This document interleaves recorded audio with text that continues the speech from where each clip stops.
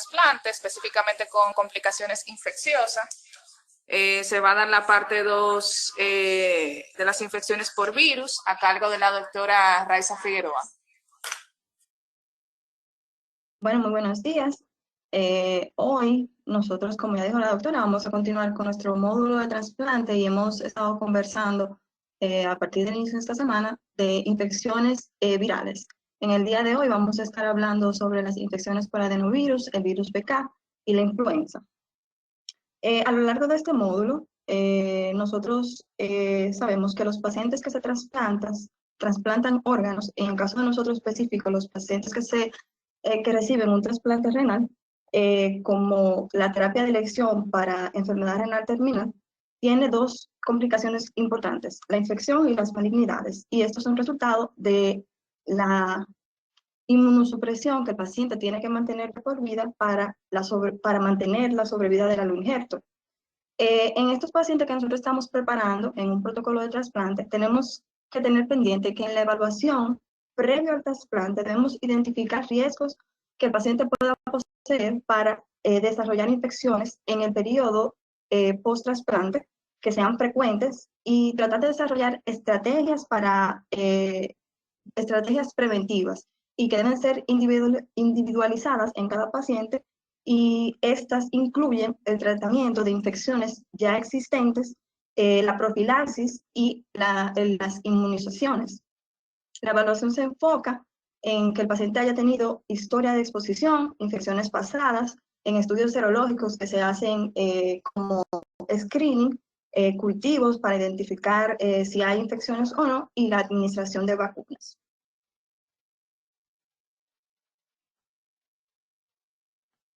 En este cuadro que presento aquí son recomendaciones de inmunizaciones en pacientes pediátricos o en adultos que son candidatos o receptores de trasplante.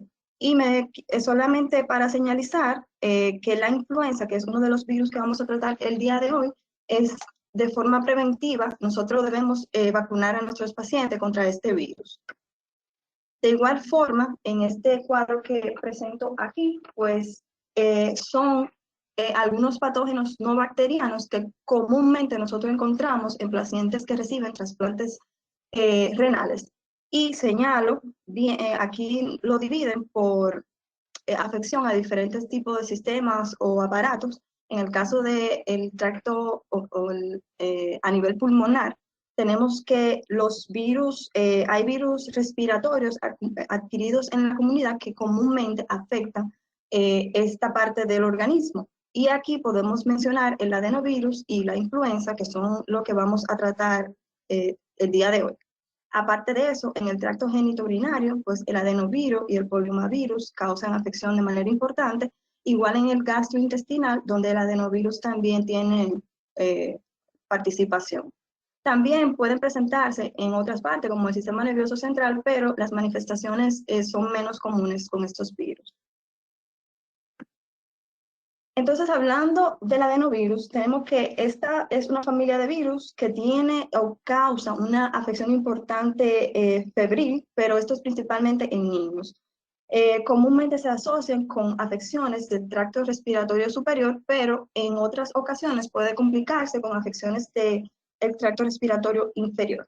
De maneras menos común, como vimos en el cuadro anterior, ellos tienen afección a nivel gastrointestinal, oftalmológica, geniturinaria y en algunas ocasiones afecciones neurológicas. La mayoría de las infecciones por adenovirus son autolimitadas, pero hay algunos casos que puede progresar a infecciones fatales o muy severas, y esto se presenta principalmente en pacientes que tengan alguna característica para esto, como los pacientes inmunosuprimidos, que es el caso de los pacientes que nosotros en el módulo que estamos tratando, que es de trasplante renal. La familia de los adenovirus es una familia de más de 60 serotipos de este virus, y se dividen en varias subgrupos, que son 7, o subgrupos o especies que van desde la A hasta la G. Ellos tienen un genoma de ADN de doble cadena de aproximadamente 35 kilobases, y son de forma icosaedro, no están encapsulados y tienen proyecciones tipo fibras en cada una de sus 12 vértices, como nosotros podemos observar en esta imagen que está aquí. Usualmente esto tiene una distribución a nivel mundial y las infecciones ocurren a lo largo de todo el año sin tener una preferencia por alguna temporada en específico. La forma de transmisión usualmente es por gotas respiratorias, pero también se puede transmitir a través de la ruta fecal-oral o por contacto con superficies que estén contaminadas con fomites del virus. Este sobrevive por mucho tiempo en las superficies del ambiente. No tienen, o sea, los desinfectantes no matan el virus porque no tienen cubierta lipídica, pero sí se inactivan por el calor, por el formaldehído y por utilización de cloro. Hay algunos serotipos de este virus que causan manifestaciones en diferentes partes del organismo y esto refleja la predilección que puede tener el virus por, o sea, su tropismo por diferentes células. Ellos provocan una respuesta inmune importante, tanto adaptativa como innata, o sea, son bien inmunogénicos, y la recuperación de una infección por adenovirus usualmente provoca anticuerpos que son neutralizantes contra ese tipo específico de serotipo que infectó, o sea, que no confiere inmunidad contra los demás serotipos. La principal defensa que tiene nuestro organismo contra este virus viene dada por la inmunidad celular, por lo que los pacientes que están inmunocomprometidos y que este tipo de inmunidad está afectada, pues son los que están más propensos a desarrollar infecciones de este y del tipo severa. En este cuadro que presento aquí, pues es para hablar más bien de la presentación clínica que puede tener este virus, porque en ella podemos ver que dependiendo de la especie y el serotipo, ellos van a tener afección en diferentes partes del organismo. Como ya dijimos, puede provocar gastroenteritis a nivel del tracto gastrointestinal, a nivel respiratorio. Los adenovirus provocan afección del tracto respiratorio superior, provocando faringitis y coriza, pero en algunas otras ocasiones, con afección del tracto respiratorio inferior, pueden causar neumonía, y esta neumonía puede complicarse con afecciones sistémicas, con fiebre, mialgias, cefalea, dolor abdominal en algunas ocasiones. Incluso en las afecciones del tracto respiratorio superior pueden provocar una tonsilitis exudativa que a veces es muy difícil de distinguir de la infección por el estreptococo del grupo A. También pueden causar otitis media, bronquiolitis, y los hallazgos a nivel radiográfico en los pacientes que presentan neumonía no es característica, es muy parecida a la afección por otros virus con infiltrados difusos de manera bilateral. Se ha visto que en algunos pacientes que son vacunados contra el neumococo, hay una reducción en la incidencia de la afección de neumonía por el adenovirus. Y esto nos puede dejar ver que quizás el neumococo es una de las sobreinfecciones bacterianas que se pueden presentar con mayor frecuencia.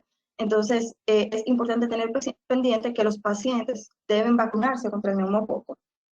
A nivel ocular, ellos pueden causar una fiebre faringoconjuntival, y esto puede progresar a lo que se conoce como una keratoconjuntivitis epidémica, que esta está especialmente provocada por la especie D y estos serotipos que vemos aquí, y se caracteriza porque hay conjuntivitis que es de manera bilateral, que luego desarrolla un dolor corneal que es severo y opacidades a nivel corneal también. Usualmente esto también es autolimitado, pero puede durar incluso hasta 4 semanas y el dolor es bien severo y puede causar alteraciones de la visión. En el tracto genitourinario, pues los pacientes se pueden presentar con afecciones de la especie B y algunos serotipos como el 11 principalmente, causando la cistitis hemorrágica. También puede causar nefritis intersticial y usualmente estos también son procesos que son autolimitados, pero pudieran confundirnos o causarnos trastornos en cuanto al diagnóstico porque hay otras entidades a nivel renal que pueden presentarse con estas características.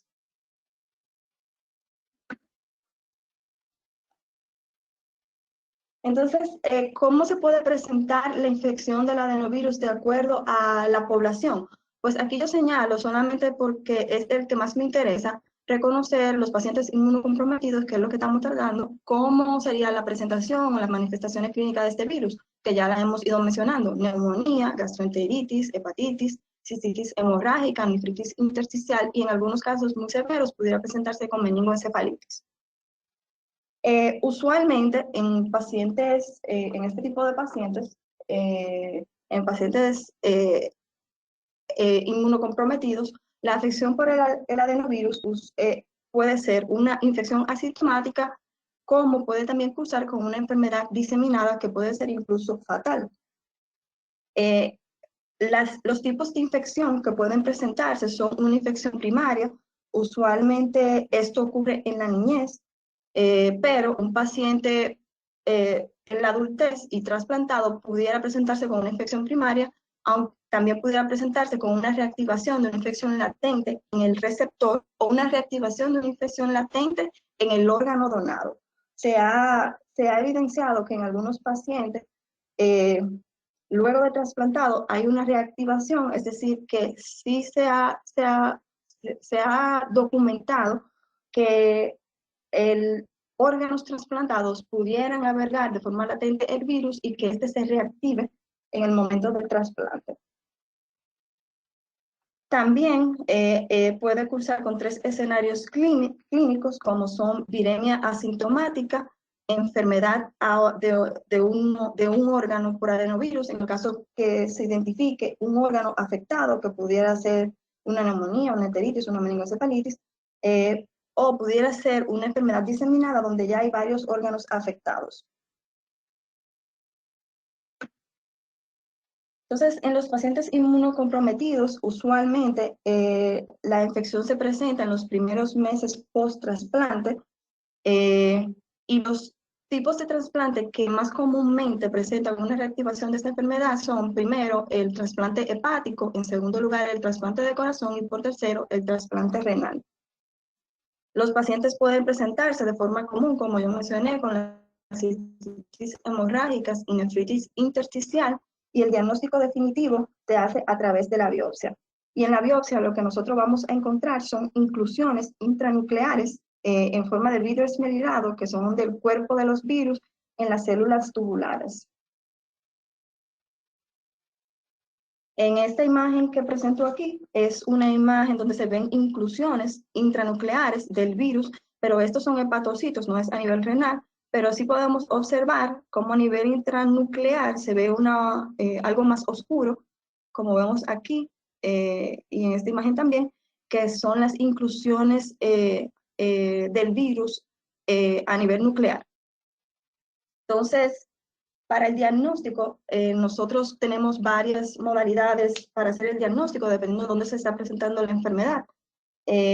Por ejemplo, a nivel respiratorio, pues tenemos cultivos de virus que también se pueden hacer por hisopado nasofaringio o aspirado.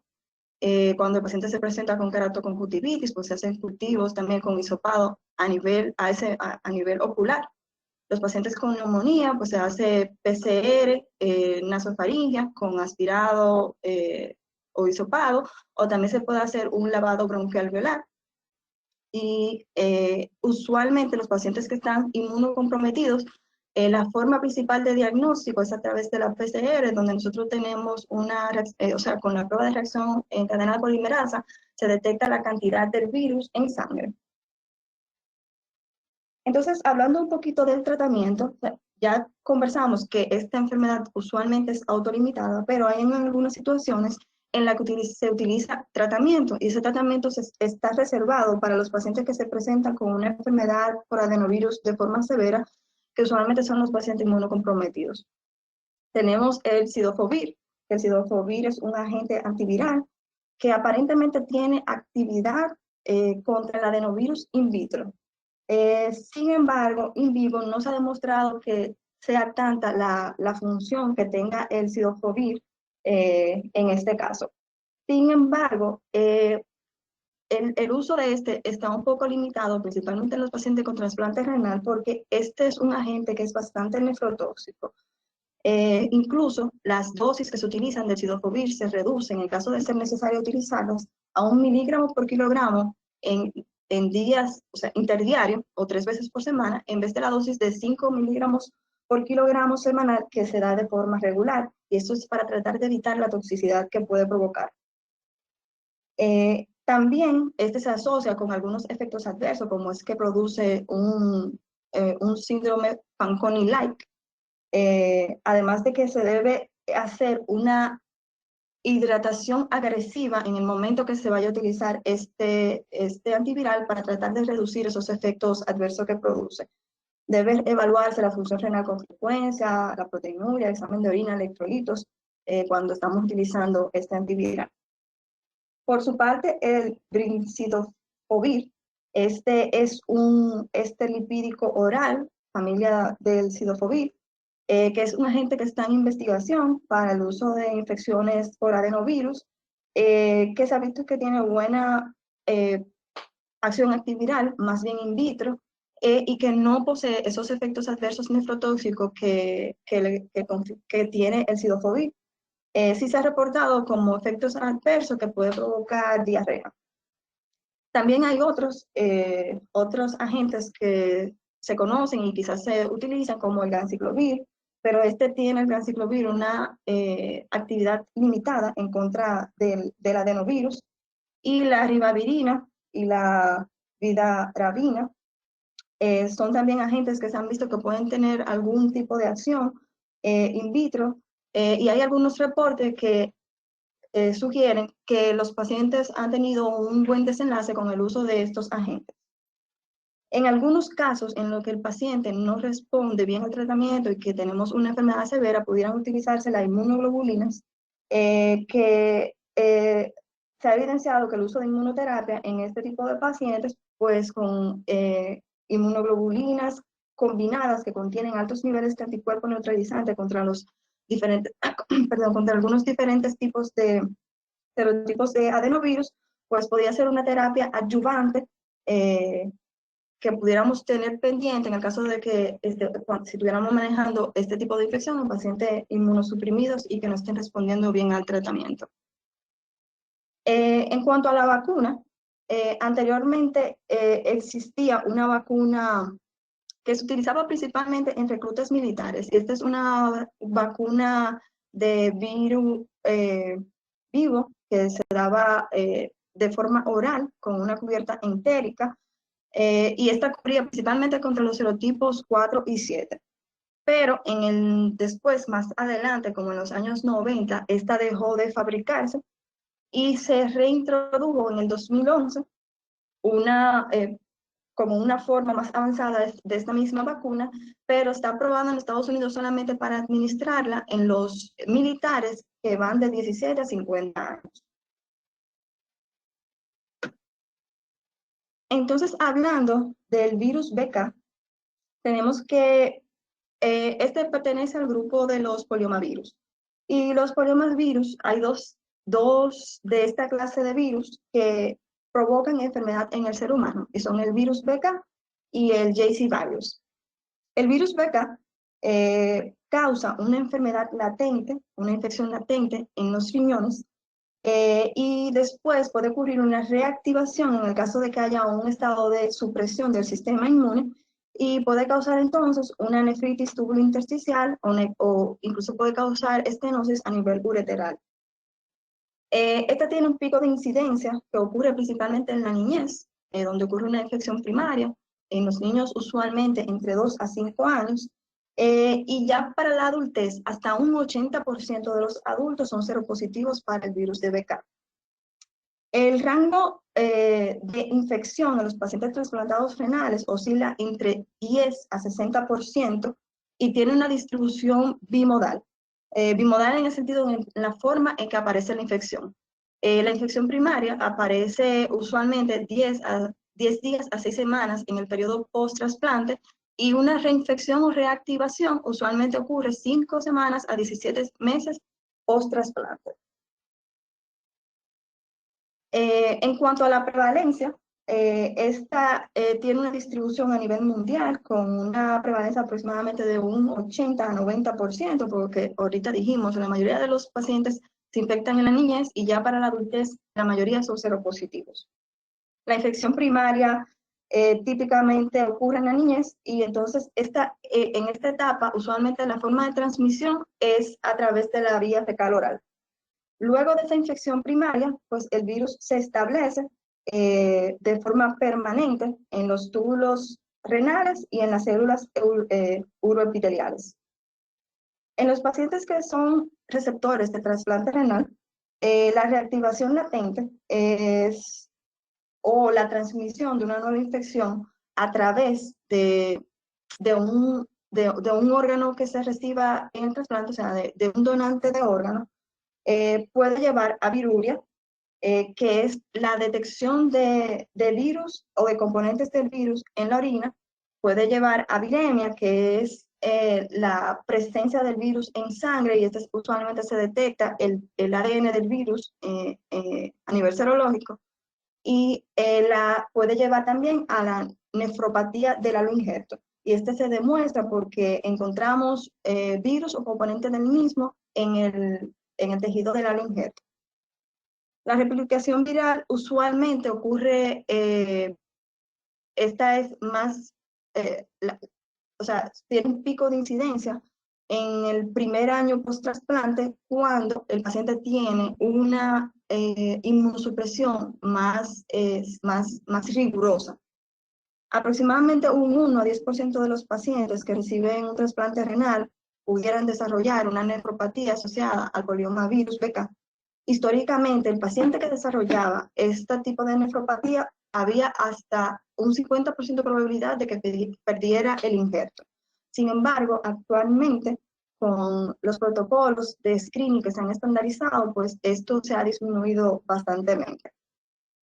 Entonces, ¿cuáles son los factores de riesgo para la replicación viral? Bueno, los principales factores de riesgo tenemos la intensidad de la inmunosupresión, particularmente la supresión que es de la inmunidad celular.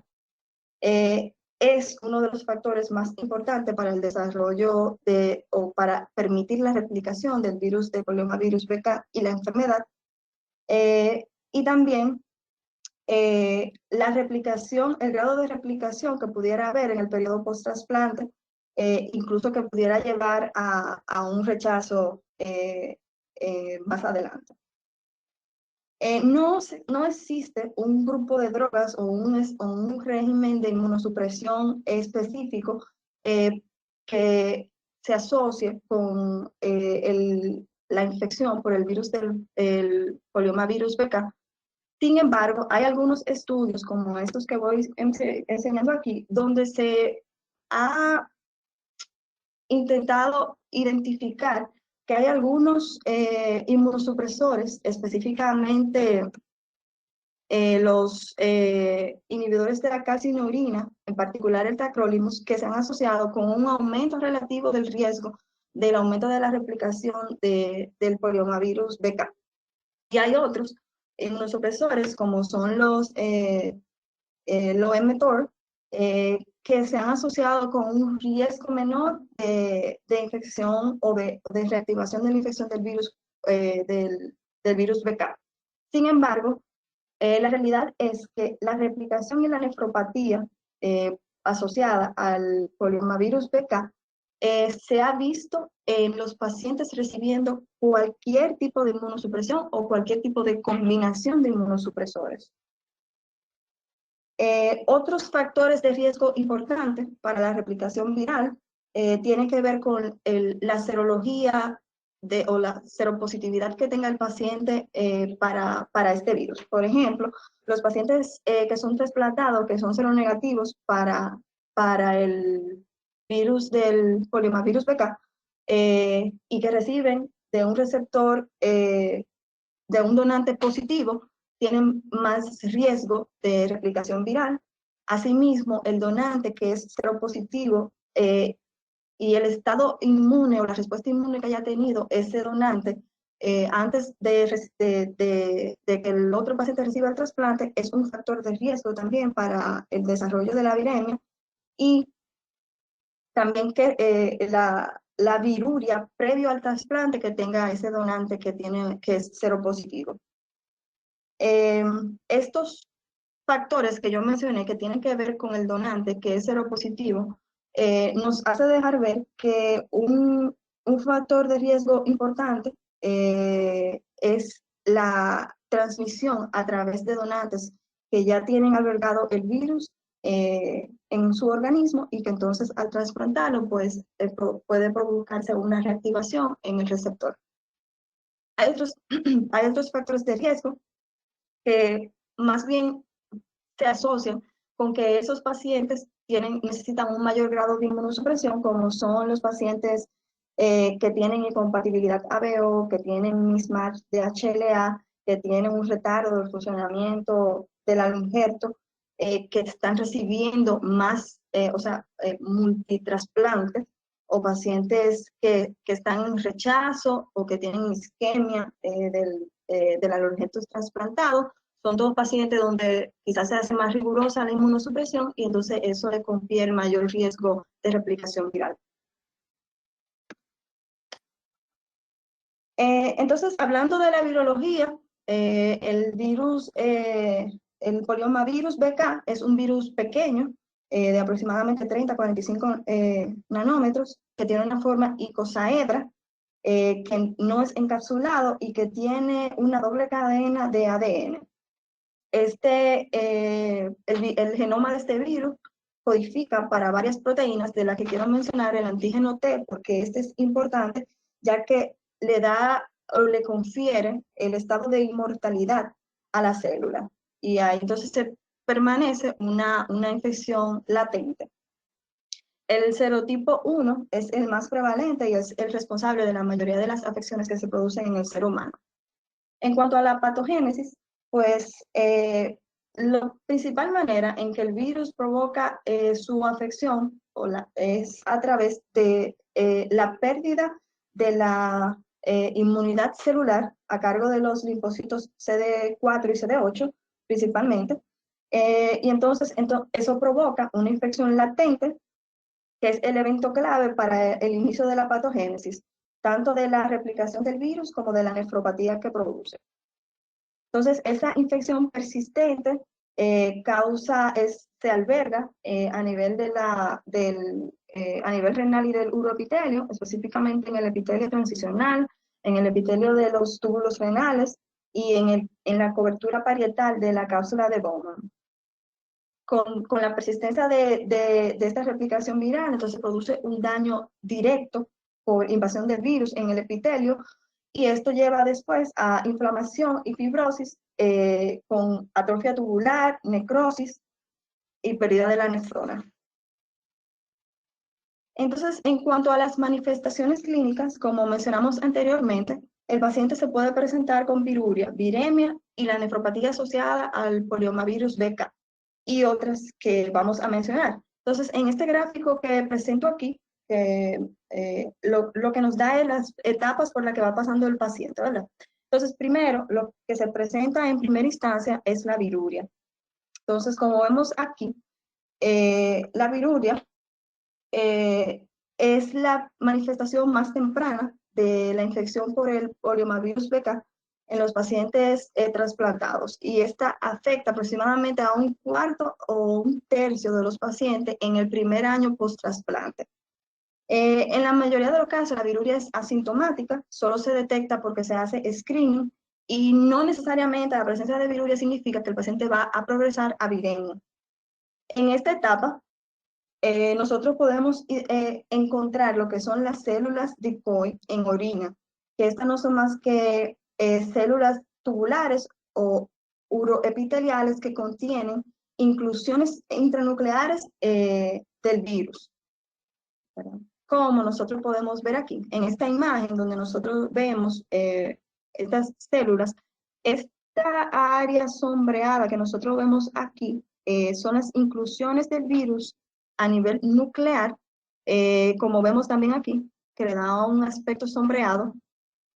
Y en esta imagen que tenemos aquí, que es una microscopía electrónica, lo que nos deja ver es todo esto que está aquí rodeando a la B, es la replicación viral, en relación con una cromatina que la rodea.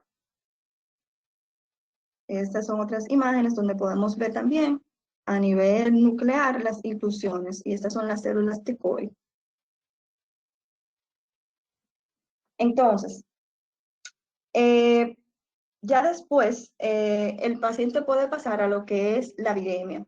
Entonces, la viremia puede ocurrir varias semanas después de que el paciente se presente con viruria y que esta viruria haya sido sostenida. Esta se detecta en un 10 a un 30% de los receptores en los primeros 6 meses post-trasplante, y después de ahí, en el tiempo después, en un 5 a 10% de los pacientes.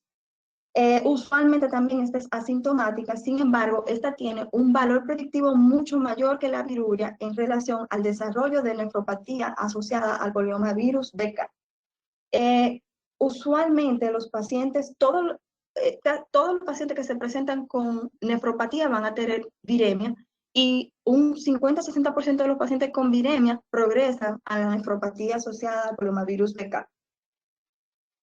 Como la transición de esta etapa de viremia a la nefropatía es mucho más rápida, pues entonces estas flechitas que nosotros vemos aquí nos indican tratamiento.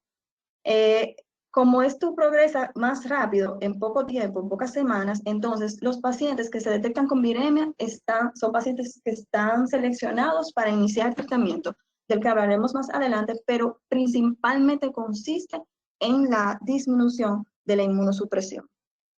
Ya hay una etapa más adelante, después que el paciente que ya está identificado con la nefropatía también necesita que sea tratado, y ya cuando ocurren daños irreversibles de la nefropatía, ya el paciente entonces no tiene ningún sentido tratarlo, porque ya está en un proceso, en etapa terminal de la enfermedad renal.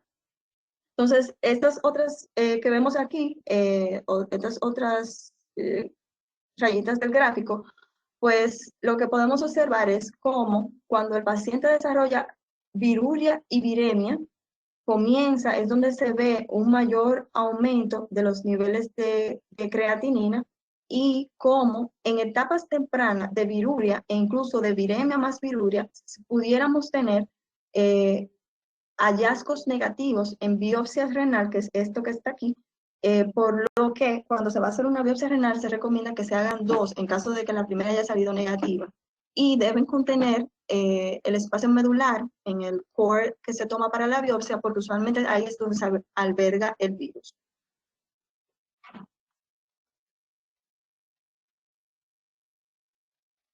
En cuanto a las otras manifestaciones que pueden presentarse, el paciente puede tener una cistitis hemorrágica, puede también, eso es una manifestación de los pacientes que están infectados con el virus BK, y usualmente esta se presenta más en los pacientes que son trasplantados de células hematopoyéticas.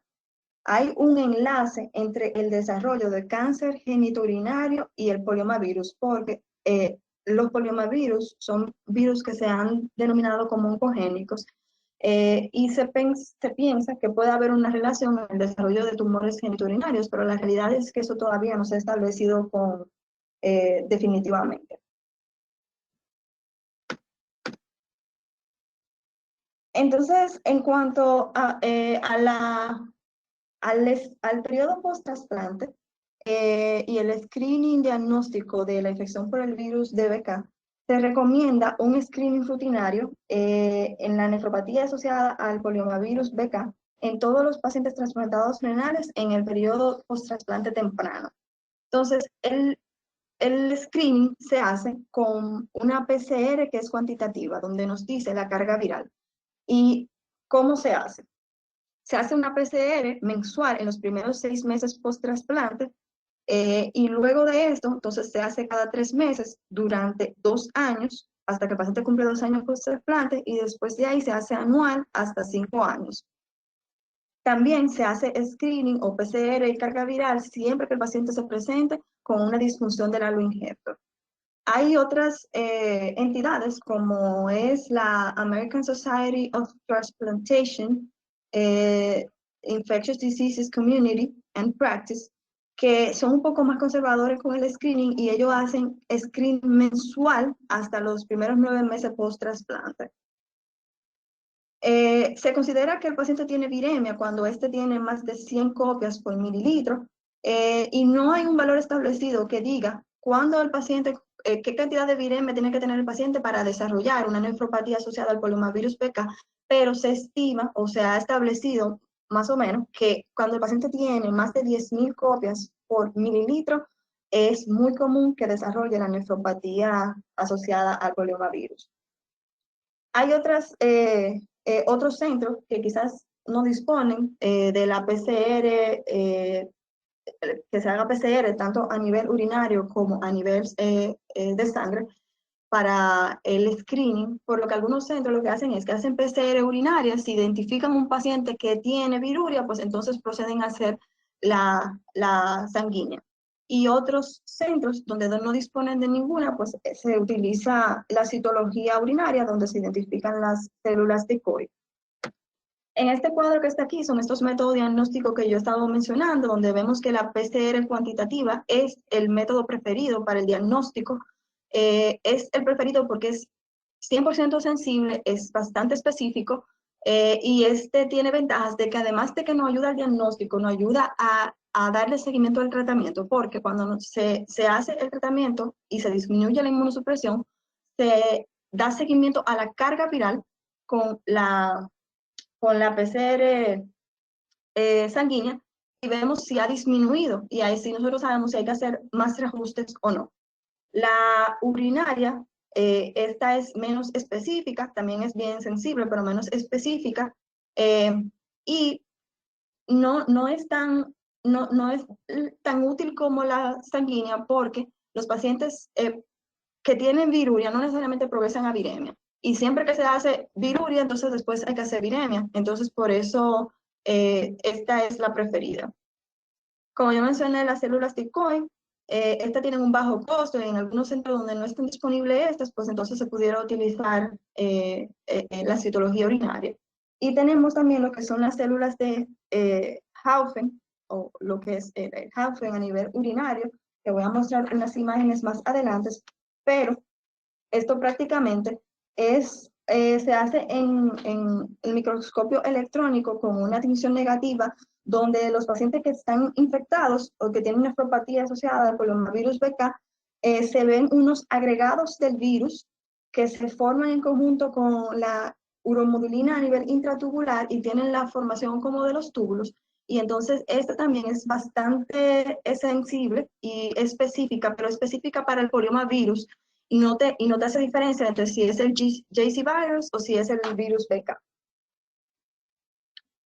Entonces, el diagnóstico definitivo se hace por biopsia y este requiere que los pacientes se presenten con características citopatogénicas específicas y que tengan resultados positivos para inmunohistoquímica utilizando anticuerpos dirigidos contra el poliomavirus BK o contra el antígeno T grande del SB40 de reacción cruzada. Esta tinción también lo que hace es identificar el grupo de poliomavirus, pero no nos diferencia en cuanto a si es el virus JC o si es el BK. Entonces, los hallazgos histológicos que nosotros vamos a encontrar en una biopsia no son patogneumónicos porque muchos de ellos se pudieran presentar en infecciones por otros virus, pero aquí nosotros lo que podemos encontrar son inclusiones virales intranucleares basofílicas sin halo rodeante, que usualmente, por ejemplo, la de citomegalovirus son citoplasmáticas, estas son intranucleares, también la anisonucleosis, hipercromasia, aglutinamiento de cromatina, células infectadas, también infiltrados intersticiales de células mononucleares o polimorfonucleares en el área de daño tubular, injuria tubular con apoptosis de células tubulares, descamación y aplanamiento del recubrimiento epitelial, tubulitis manifestada por infiltración de la membrana basal tubular por linfocitos. En esta imagen que vemos aquí, pues aquí es tinción del antígeno T grande de SB40, donde se puede identificar el poliomavirus. Aquí es una microscopía electrónica que también nos identifica las partículas intranucleares virales en esta imagen que está aquí, donde esto es lo que nosotros vemos como ampliado a nivel nuclear, donde están la replicación viral. Eso que está ahí todo es virus. Bueno, Banff en el 2017 estableció una clasificación. Esta clasificación que ellos establecieron para la nefropatía asociada al poliomavirus BK se basaba en dos aspectos morfológicos principales. Primero tenemos el PBL, que era el nivel de replicación del poliomavirus intrarrenal, y también tenemos la fibrosis intersticial, que es el CI, que ya estaba establecido por anteriormente en el rechazo, pues cómo se presentaba esta eh, en, el, en la clasificación BAM. Entonces, ¿cómo se hace esta clasificación? Primero, el PBL se hace buscando el grado de daño tubular que induce el virus. Y esto se debe hacer en todos los túbulos de la muestra que está presente, se busca si hay inclusiones del virus en el cuerpo y si hay tinción positiva inmunistoquímica para el antígeno T grande del SB40. Y entonces eso se califica como un túbulo positivo. De forma general se clasifican en tres tipos y esos tres tipos son estos que vemos aquí.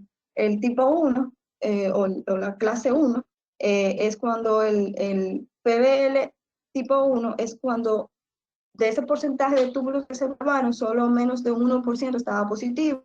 El PBL2 era cuando había positividad para 1 a 10% y el PBL3 menor de un 10%. Entonces, el grado de fibrosis intersticial estaba establecido por la clasificación Banff anterior. Y esto se reporta en conjunto o sea, se debe reportar concomitantemente porque los pacientes pueden presentarse con un rechazo y con una nefropatía asociada al poliomavirus BK. Por eso es que se hizo esta clasificación y se reportan paralelamente. Entonces, ¿cómo distinguimos una nefropatía por BK y un rechazo? Principalmente lo hacemos por las inclusiones del virus que se presentan en las células afectadas, pero también se hace,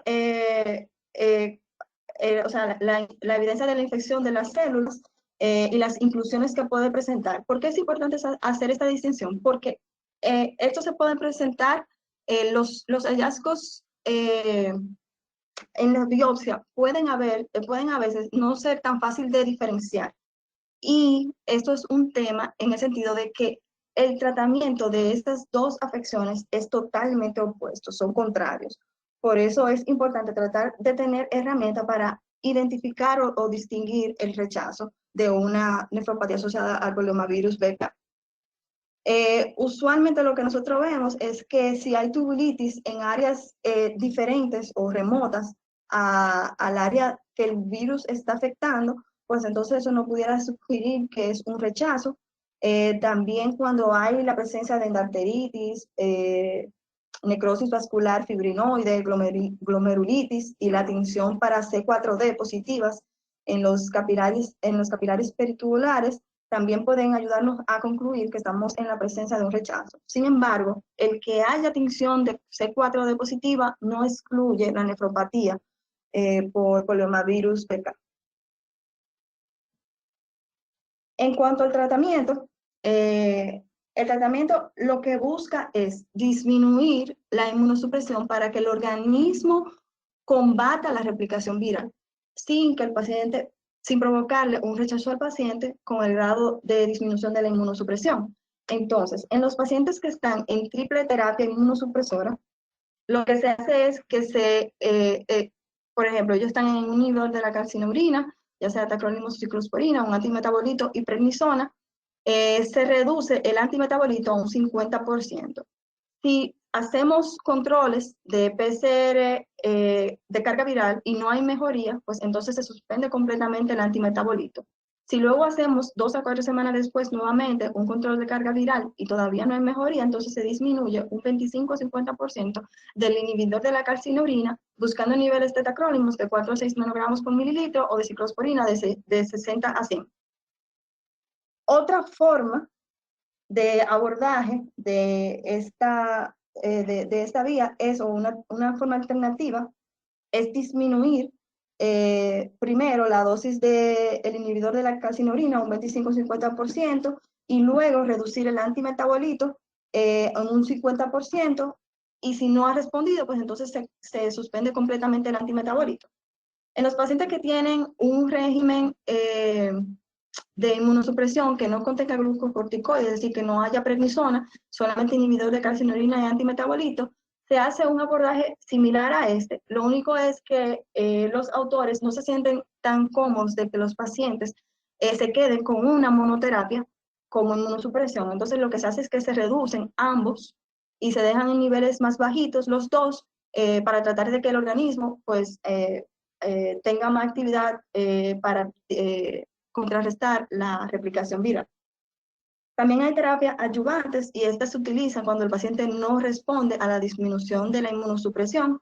Y aquí tenemos nuevamente las inmunoglobulinas, que las inmunoglobulinas ayudan a combatir por la formación ya anticuerpos preformados, ayudan a combatir el virus, y esto usualmente se administra en 300 miligramos por kilogramos cada 3 semanas, y se utilizan principalmente cuando el paciente tiene hipogamaglobulinemia, es decir, que la IgG está menor de 400. Entonces se administran estas y se hacen controles de globulinas buscando que estén por encima de 400. Debe dársele al paciente una hidratación enética para evitar la injuria renal. También tenemos estos que vemos aquí, la nefluramida, el cidofovir y la quinolonas, que son terapias que se pueden tener pendientes, pero que realmente no están recomendados utilizarla. Hablamos de cidofovir y su nefrotoxicidad, y no se ha demostrado que el uso de quinolonas como levofloxacina como profilaxis tenga alguna ayuda. Y este agente no tiene mucha acción en contra del virus. En cuanto al retrasplante, los pacientes que perdieron el alloinjerto a consecuencia de una nefropatía por el poliomavirus Beca, sí se ha visto que es posible realizarlo y que los pacientes han tenido una buena respuesta al mismo. Lo que se debe tener pendiente es que debe estar ausente la replicación viral previo al trasplante, y que el donante, en dado caso que sea un donante que esté seropositivo, debe tener una carga viral, o la viremia debe estar completamente resuelta antes de realizar el trasplante.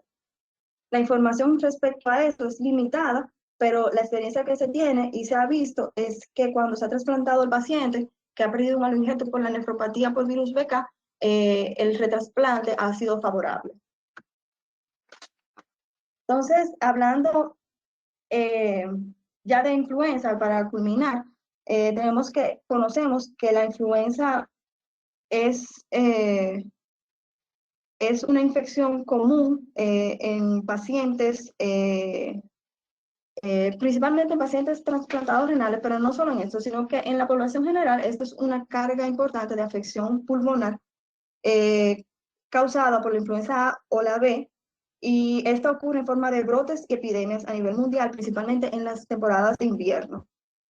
Los signos y síntomas usualmente son de afección respiratoria de vías altas y bajas, y se asocian con manifestaciones sistémicas como fiebre, mialgias, cefaleas, debilidad.